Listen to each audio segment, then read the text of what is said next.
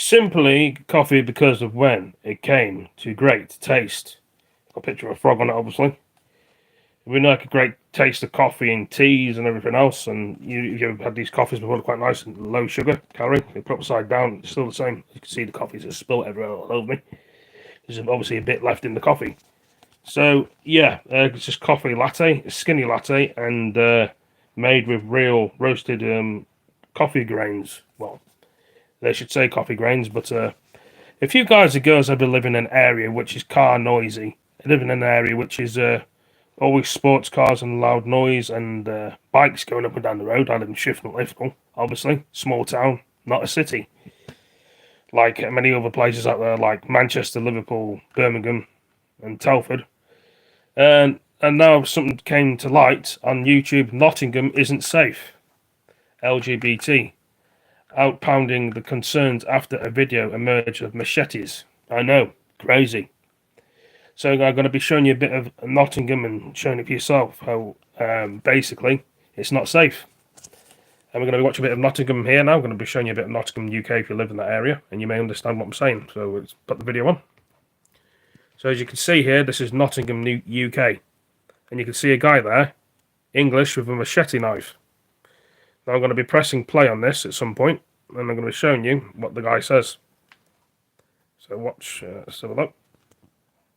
Now, the descent of our town centres into lawlessness is nothing new, but in Nottingham it seems criminals are becoming even more brazen. In this footage here, a number of young men, all with their hoods up, and 3 of them carrying machetes in broad daylight, can be seen wielding their weapons before a passerby appears to calm the situation, and some of the gang run down the steps next to Anor Garrier Street, I know well. And it seems it's not just a one-off. However, as Natalie Fay found out when she wrote an article about how unsafe Nottingham city centre has become, what happened next is that readers wrote in to say it's not just in the city, and whilst the perpetrators are treated like victims and the victims not protected, it will never end. Natalie, I agree. The wife and I do not go out into the town centre now. We like to go to shopping in town to M&S for new clothes, but we're now scared to go on the bus into town.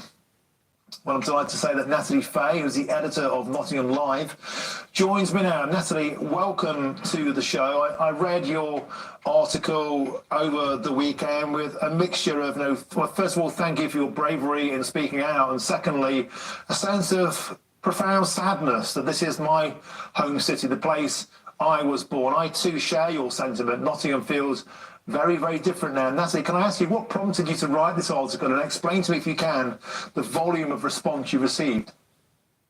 Well, what prompted me to write the article was a mixture of my own personal experiences. I know Nottingham like you do. I've worked there for 12, nearly 13 years, going to the city every day. My partner's Nottingham born and bred, so we know the city very well. But this footage you're showing here was what prompted it, really. And, I think we've got an important role as local news journalists to speak out on issues that are affecting people every single day in our cities.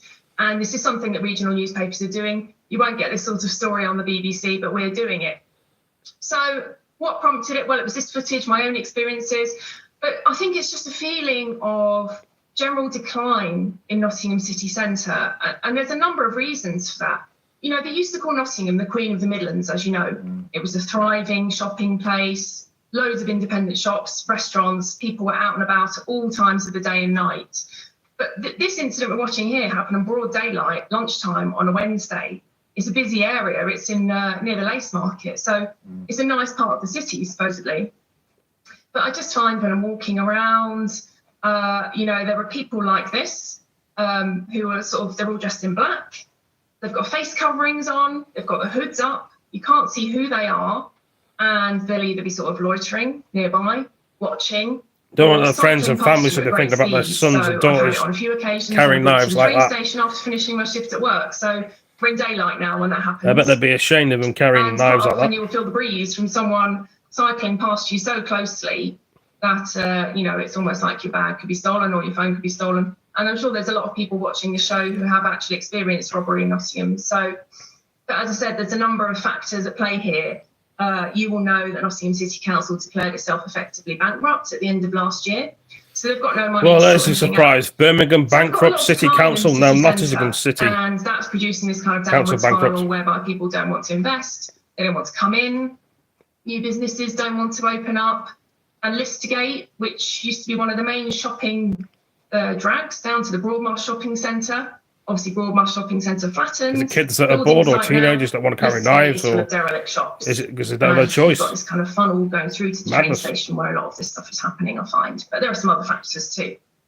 Yeah, and these are streets. I grew up on the streets and areas I know very, very well. Natalie, tell us about what happened next, because you wrote this piece from the heart, you put it out there, and I've read some of the email response you got. They're incredibly emotional, I find. It's almost like people are grieving. They're grieving for a city that they feel is being lost. Tell us about some of the kind of things people were saying. Well, I think people don't get a chance to express their voices very often, and we try to do that all the time, Nottinghamshire Live and the Nottingham Post.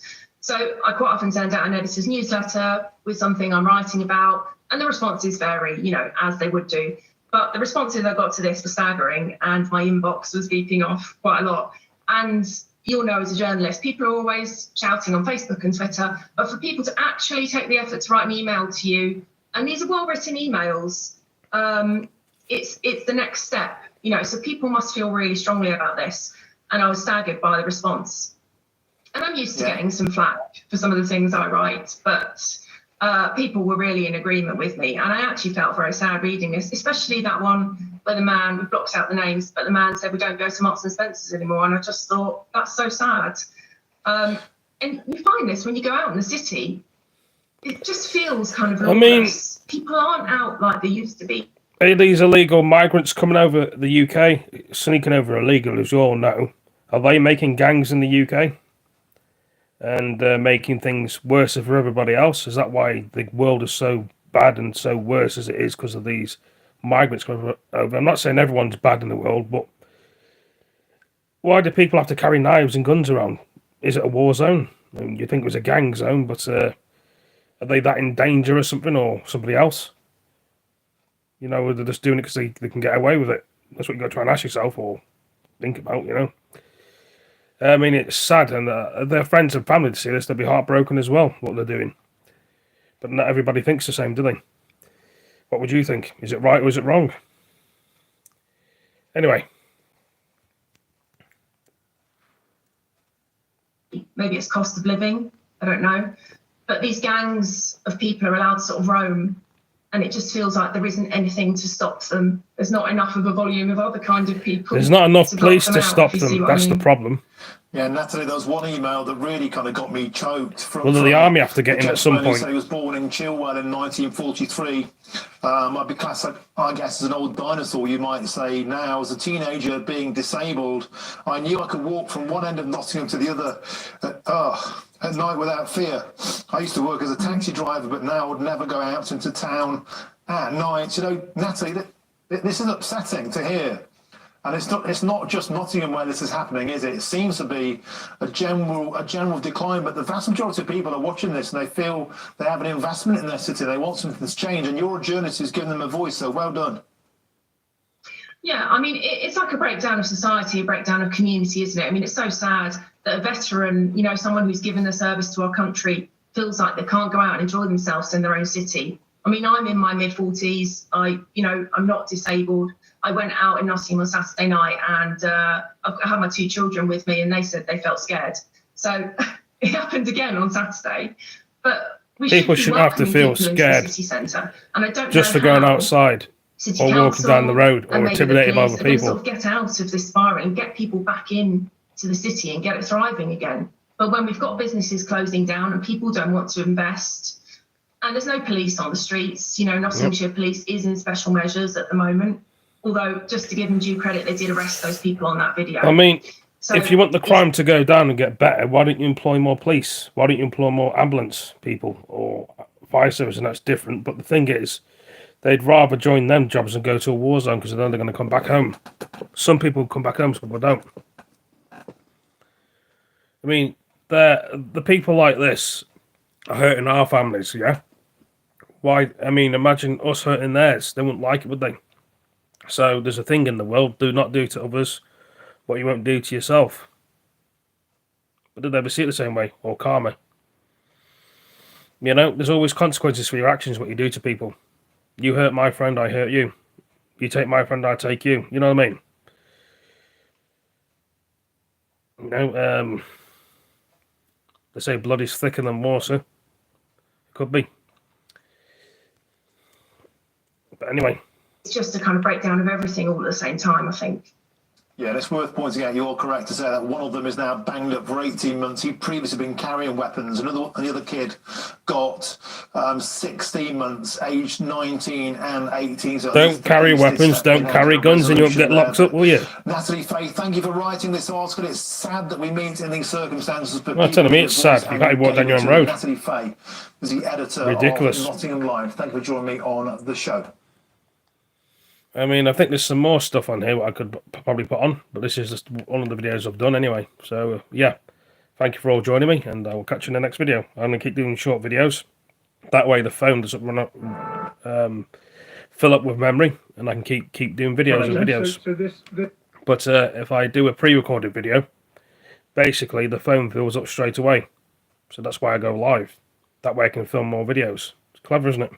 Anyway, take it easy. Peace. See you in the next one.